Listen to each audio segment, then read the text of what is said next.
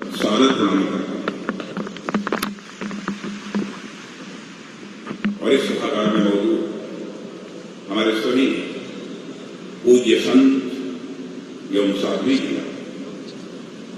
सबसे पहले मैं इस ऊर्जा को नमन करता हूं जो स्वामी आशुतोष जी महाराज के आशीर्वाद के रूप में हमारे चारों तरफ विद्यमान है।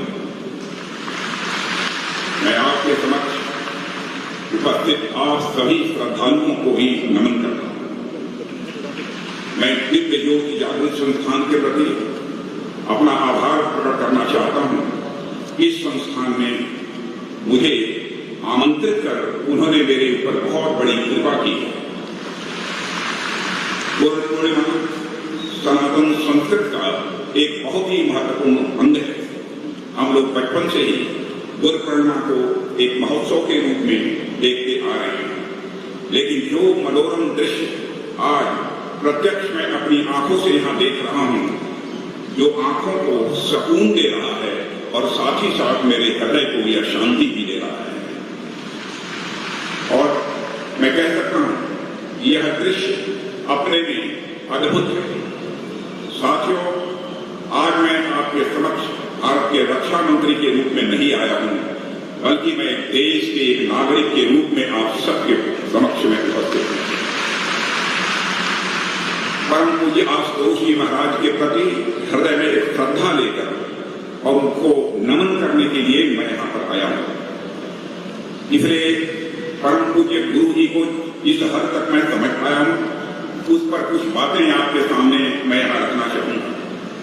साथियों, श्री आशुतोष जी महाराज ने सर्वोच्च परमार्थ को लक्ष्य बनाते हुए लोगों को आपस में जोड़ा है।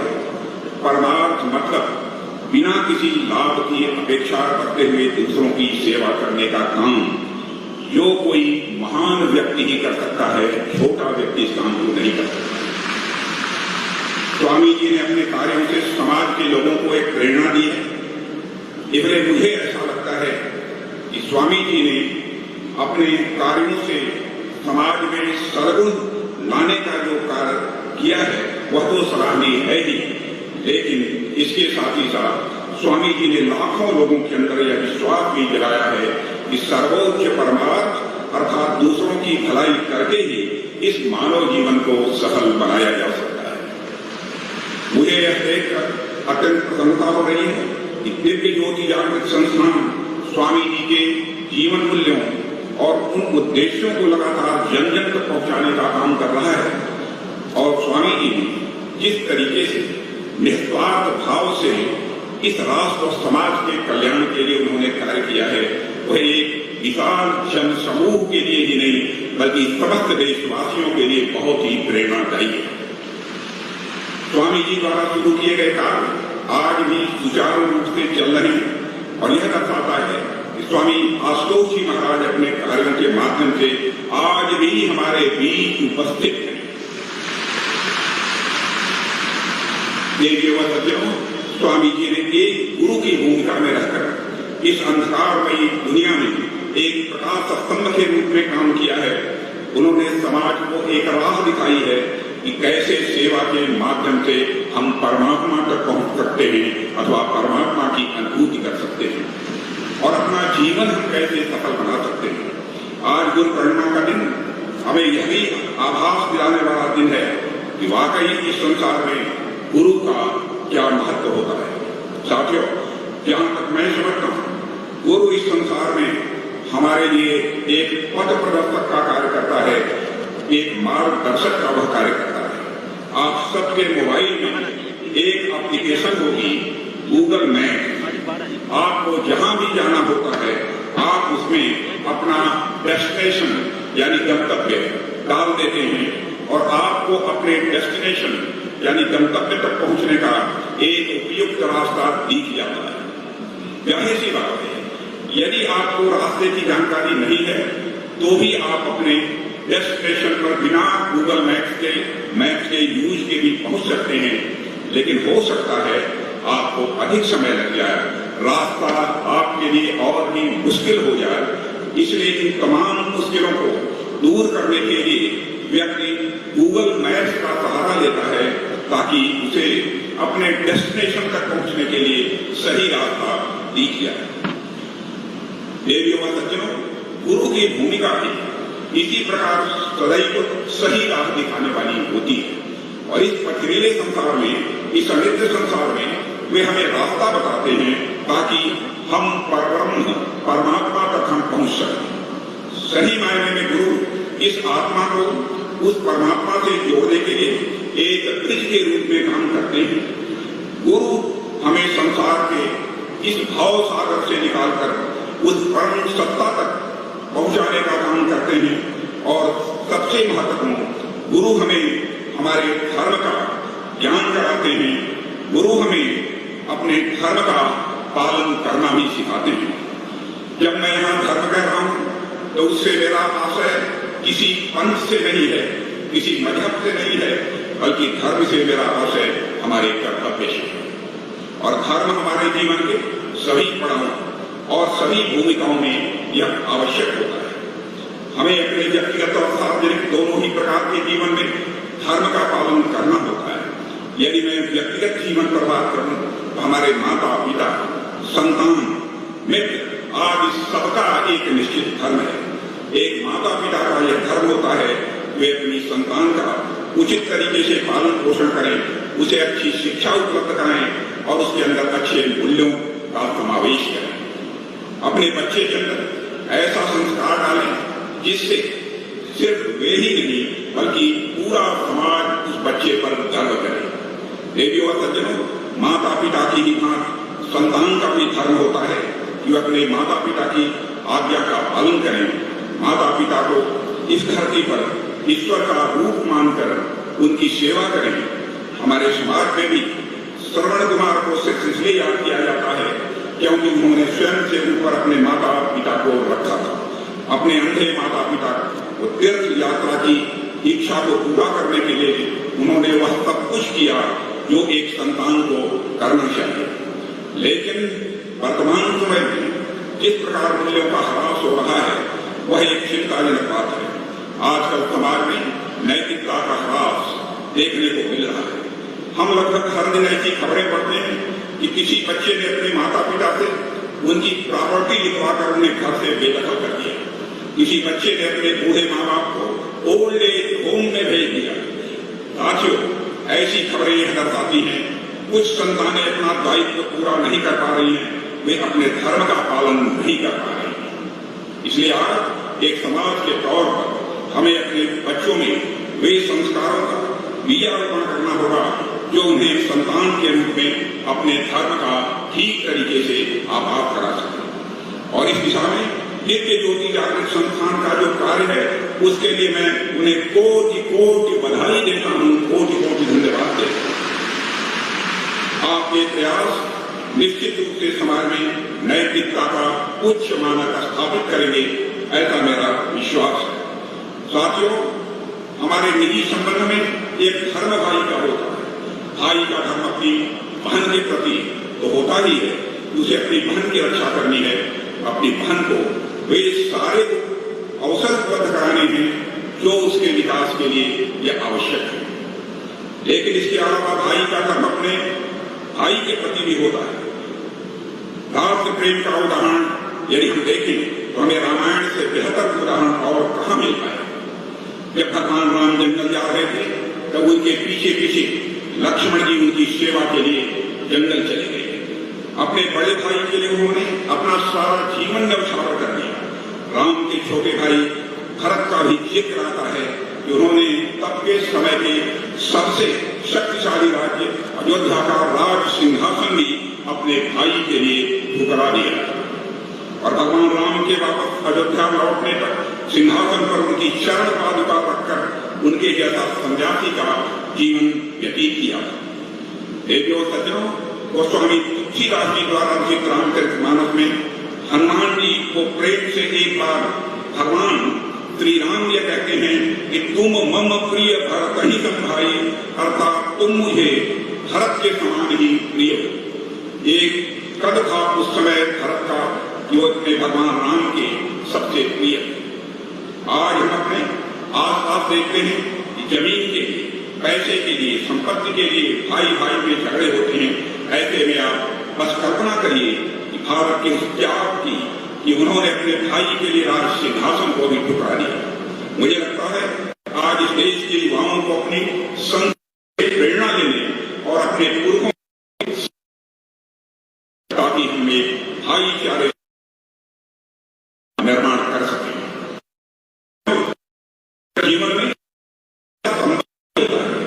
जो ईश्वर प्रदत्त नहीं होता है, बल्कि हम उसे खुद अपने आप से बनाते हैं, और वह संबंध होता है मित्रता का।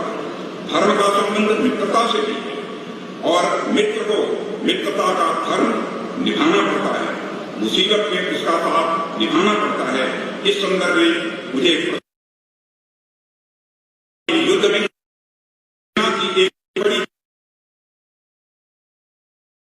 दुश्मन सेना पर गोलियां बरसाते हुए पीछे हट रही थी, क्योंकि शत्रु सेना की संख्या ज्यादा थी। इसलिए उन्होंने इनकी सेना में कई जवानों को घायल कर दिया। देवियों सज्जनों,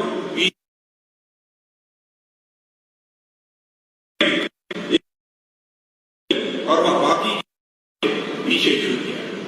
जब उसके मित्र ने यह दृश्य देखा तो उसने अपने घायल मित्र के पास जाकर उसे बचाने, वह सैनिक इतना घायल हो चुका है कि अब वह बचेगा नहीं, इसलिए उसको बचाने के चक्कर में तुम अपनी जिंदगी को दांव पर मत लगाओ, कम से कम अपनी जान तो बचाओ। लेकिन उस सैनिक ने अपने कमांडर को किसी तरह कन्विंस किया और अपने घायल दोस्त को बचाने के लिए निकल गया। जब अपने घायल दोस्त को कंधे पर उठाकर वह वापस अपनी पलटन में आया, तब तक उसका मित्र शहीद हो चुका था। कमांडर ने सैनिक से कहा कि देखा, मैंने कहा था ना कि यह इतना घायल हो चुका है कि वह बचेगा नहीं, इसलिए वहां जाने की कोई जरूरत नहीं है, कोई फायदा नहीं है।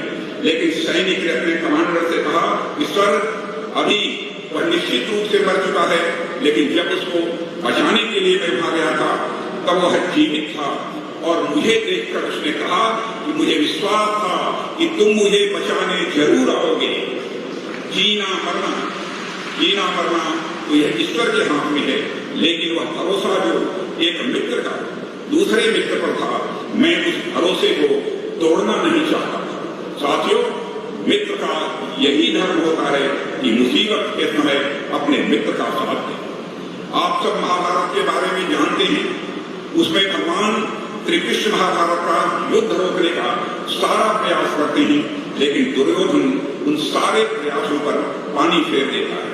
जब भगवान सारे उपाय करके हार जाते हैं, तब उन्हें यह ध्यान आता है क्यों न कर्ण को ही अपनी तरफ मिला लिया जाए, और एक बार कर्ण पांडवों के पक्ष में आ जाए तो फिर दुर्योधन युद्ध करेगा ही नहीं।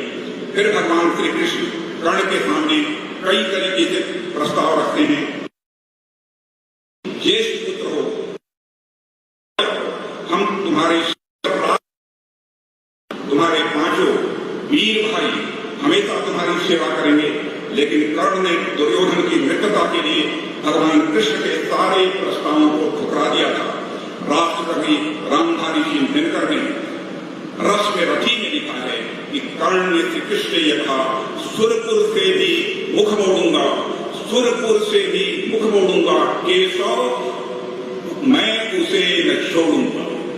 अर्थात कर्ण ने स्वर्ग से दुर्योधन की मित्रता को प्राथमिकता दी। हालांकि दुर्योधन दुराचारी था, उसका कोई व्यवहार उचित नहीं था, लेकिन फिर भी कर्ण ने अपने मित्रता के धर्म को निभाया, और जब उसका मित्र मुसीबत में था तो उसने उस मुसीबत में अपने मित्र का साथ दिया। साथियों, व्यक्तिगत जीवन के अलावा सार्वजनिक जीवन में भी व्यक्ति को धर्म का पालन करना होता है। उदाहरण के लिए, देश का रक्षा मंत्री होने के नाते मेरा धर्म है कि मैं भारत के वीर सैनिकों के माध्यम से देश की सुरक्षा करूं। आप चाहे जिस पद पर रहें, आपका एक विशेष धर्म होता है, और उस धर्म का आपको पालन करना होता है। धर्म जीवन के प्रत्येक भाग में यह आवश्यक होता है, वह चाहे राजनीति ही क्यों न हो। राजनेताओं का भी अपना धर्म होता है। राजनीति में जो नीति शब्द है वह वास्तव में धर्म का ही प्रतिनिधित्व करता है, और मैं तो समझता हूं कि राजनीति में धर्म का होना यह बेहद आवश्यक है। यह राजनीति शब्द दो शब्दों को मिलाकर बना हुआ है, राज और नीति। नीति यह संस्कृत के नए धातु से बना होता है, जिसका अर्थ होता है ले जाना, किस ओर ले जाना। ऐसा पॉलिटिकल सिस्टम जो समाज को सर्वांग की ओर ले जाने का काम करे, उसे ही राजनीति कहते हैं। लेकिन विडंबना यह है कि राजनीति शब्द आज वह अपना अर्थ भी खो चुका है और आज अपना भाव भी खो चुका है। आइए हम सभी मिलजुल कर इस दिव्य जागृति जो संस्थान के माध्यम से यह संकल्प लें कि भारत की राजनीति में खोए हुए इस अर्थ व भाव को हम सब मिलकर पुनः स्थापित करेंगे। यह संकल्प लेने की आवश्यकता है। इससे राजनेताओं को अपने कर्तव्य का आभास होता है, उन्हें जनता के कल्याण के लिए कार्य करना है। हालांकि कुछ लोग राजनीति और धर्म एक दूसरे से अलग करके देखने के हिमायती होते हैं, पर मैं समझता हूं शायद वह धर्म का अर्थ नहीं समझ पाते हैं। इस संदर्भ में महात्मा गांधी की कही एक बात याद आती है। उन्होंने एक बात कहा था कि those who say religion has nothing to do with politics do not know what religion is। अर्थात जो लोग ये कहते हैं कि धर्म का राजनीति से कोई लेना देना नहीं है, वह लोग शायद धर्म को जानते ही नहीं। मैं तो कहता हूं धर्म ही नहीं, ऐसे लोग राजनीति भी उचित तरीके से नहीं जानते। हमारे देश में जिस राजनीति की चर्चा की गई है वह स्वयं में धर्म से प्रेरित है। हमारे यहाँ राजनीति को केवल सत्ता प्राप्त करने का माध्यम नहीं बताया गया है, बल्कि उसे जनता की सेवा का माध्यम बताया गया है। इसलिए कर्तव्य परायण राजा को हमारे यहाँ भगवान तक की संज्ञा दी गई है। इसलिए नहीं कि राजा के पास शक्ति होती है, बल्कि इसलिए कि राजा के पास जनता का सुख दुख देखने, उसका कल्याण सुनिश्चित करने का कर्तव्य होता है। साथियों, भगवान राम ने ही बल्कि भारतवर्ष के कई राजाओं ने समय समय पर अपने राजधर्म का परिचय देकर एक नया उदाहरण पेश किया है। आप सबने राजा शिवी की कहानी सुनी होगी। एक बार की बात है, एक कबूतर किसी बात से बचते हुए उनके चरणों में आ गिरा और वह कहने लगा कि महाराज मेरे प्राणों की रक्षा कीजिए। महाराज शिवी ने उस कबूतर को यह आश्वासन दिया कि मैं तुम्हारी रक्षा करूंगा। तभी उस कबूतर के शिकार को खोज में बाज भी अपने उनके पास आ गए। अब चूंकि महाराज शिवी कबूतर की प्राण की रक्षा का व्रत ले चुके थे, इसलिए वह कबूतर को छोड़ तो नहीं सकते थे, लेकिन वह शरण में आए हुए बाज के साथ अन्याय भी नहीं कर सकते थे, क्योंकि यह प्रकृति का नियम है कि घोड़ा घास से दोस्ती कर लेगा तो खाएगा क्या, कबूतर या बाज का भोजन था। और यही कारण है, और बाज भी महाराज शिवी की प्रजा के समान था, वह उस बाज को भी भूखा नहीं रख सकते थे। और इसीलिए अपने शरीर से महाराजा शिवी ने कबूतर के वजन के बराबर मांस का टुकड़ा निकालकर उस बाज को दे दिया। देवी और सज्जनों, जैसा कि मैंने अभी जिक्र किया, एक राजा का सबसे बड़ा धर्म होता है अपने प्रजा की हितों की रक्षा करना। एक राजा का यह भी कर्तव्य होता है कि वह समाज के आखिरी छोर पर खड़े व्यक्ति के उद्धार के लिए वह काम करे। और साथियों, मुझे यह कहते हुए बेहद संतोष है कि हम सभी उसी दिशा में अपने कर्म आगे बढ़ाने का प्रयत्न कर रहे हैं और स्वामी श्री आशुतोष जी महाराज के आशीर्वाद से हम निरंतर अपने उद्देश्य की प्राप्ति में कामयाब भी हो रहे हैं। साथियों, एक और धर्म होता है जिसकी चर्चा के बिना मैं समझता हूं ये सारी बातें अधूरी रहेंगी, और वह धर्म है मानवता का। हमारे जो निजी संबंध है वह सीमित होते हैं, मतलब हमारे माता पिता होते हैं, हमारे कुछ मित्र होते हैं, हमारे भाई बहन होते हैं, हमारे निजी जीवन में सिर्फ कुछ ही लोग आते हैं। इसके अलावा यदि मैं सार्वजनिक संबंधों की बात करूं तो कई बार आपका सार्वजनिक जीवन भी केवल कुछ ही लोगों तक सीमित रह जाता है। इसलिए मैं आपसे इस पर विशेष बात करना चाहूंगा कि निजी और सार्वजनिक जीवन में धर्म के पालन के अलावा हम मानव के रूप में भी अपने धर्म पर ध्यान केंद्रित करें। एक मानव के रूप में हमारा धर्म असीमित हो जाता है। हम स्वयं को इस धरती पर उपस्थित हर मानव से जोड़कर देख पाते हैं। भारत की संस्कृति तो हमेशा से ही मानवता की यह ध्वजवाहक रही है। हम आज भी जब पूजा करते हैं तो पूजा में हम विश्व का कल्याण मांगते हैं, सिर्फ अपना कल्याण नहीं मांगते। यह जो विश्व के कल्याण की भावना हमारी संस्कृति के अंदर है, हमें उसे ही निखारने की और एक मानव के रूप में अपने धर्म को पहचानने की आवश्यकता है। और मुझे यह देखकर अत्यंत प्रसन्नता हो रही है कि दिव्य ज्योति जागृत संस्थान समाज के हर क्षेत्र में मानव की सेवा को सर्वोच्च परमार्थ मानते हुए काम कर रहा है। नेत्रहीन उत्थान कार्यक्रम, गौ संरक्षण, पर्यावरण संरक्षण व आपदा प्रबंधन जैसे अनेक मानवीय कार्य हैं जो संस्थान के द्वारा लगातार आयोजित किए जा रहे हैं। इन कार्यक्रमों के माध्यम से संस्थान समाज का कल्याण तो कर ही रहा है, साथ ही सामान्य मानव के लिए एक प्रेरणा स्रोत के रूप में भी काम कर रहा है कि मानवता की सेवा करना ही एक सच्चे मानव का यह धर्म है। देवियों और सज्जनों, देश अमृत काल में प्रवेश कर चुका है। अमृत काल की समाप्ति तक अर्थात 2047 तक हम भारत को एक विकसित राष्ट्र बनाने के संकल्प के साथ आगे बढ़ रहे हैं और हमें दिव्य ज्योति जागृत संस्थान जैसे संस्थानों के साथ ही मिलकर काम करना होगा, यह हमारी मान्यता है। और मुझे पूरा विश्वास है कि दिव्य ज्योति जागृत संस्थान अब तक समाज के कल्याण के लिए जो कार्य करते आया है वह आगे भी इसी प्रकार से करता रहेगा, परम पूज्य आशुतोष जी महाराज की कृपा से। इस अवसर पर अधिक कुछ न कहते हुए एक बार फिर आप सभी के प्रति आभार व्यक्त करना चाहूंगा कि आपने